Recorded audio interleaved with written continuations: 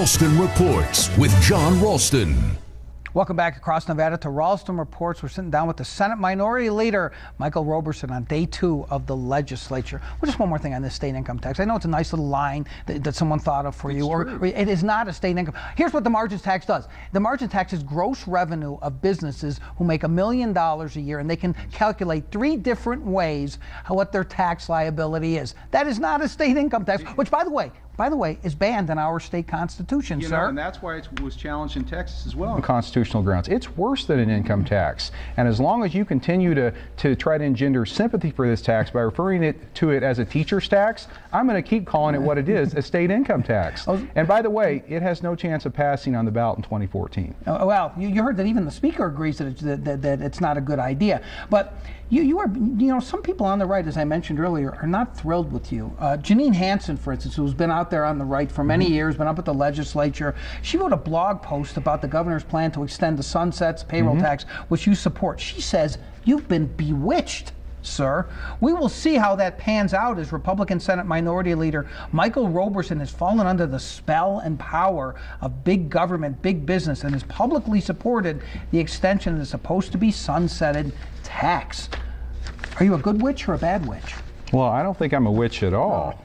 But Janine Hansen ran against one of our Senate Republican candidates this session. She is not a Republican. Forget about that. And the fact is, no one is paying a dime more in taxes than they paid the day the governor and I came into office back in 2010. It is not a tax increase. There will be no increase. That's just semantics. You and I both know it. Businesses were expecting these taxes to go away. People were expecting these taxes to go away. They're not going away. And you we broke expected, a promise. You broke a promise to them. We expected this economy to turn around more quickly than it has. And the fact is, we are not going to cut $500 million out of education. And that's the binary choice you have here. Either continue to extend these existing taxes or decimate education with $500 million in taxes. That's not responsible. I'm not going to do that.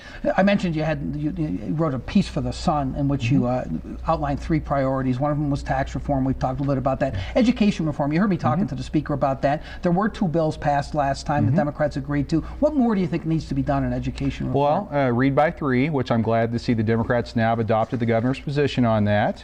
We need to end social promotion of children. I have a bill, a parent empowerment bill, that will give parents more of a say in the governance of their children's school. That's something I think that needs to be done. We need to continue to work on the evaluation of not just teachers, but also administrators. Everyone needs to be held accountable in the school system. You mentioned construction defects, too, and that kind of reform. How important is that to you? You heard the Speaker saying we shouldn't be doing horse trading for these kinds of things. Is that going to happen or not? It's very important to me. It is. There is a crisis in the construction industry today. Let me tell you, in the last 6 years, construction defect claims have increased in this state by 355%, while at the same time, home sales have gone down by 85%. The rate for construction defects, because of this one-of-the-kind law we have in Nevada, is 38 times the national average. Is it going to take something on that for you to support some kind of tax package? Well, let's just say we need to focus on construction defect reform now. We need to get it passed now, before the Economic Forum even comes out May 1. That's a yes. All right, Senator Roberson, pleasure as always having you on the program. Good luck. Thank you for having me. You bet. On the next Ralston Reports, we'll have some more legislators.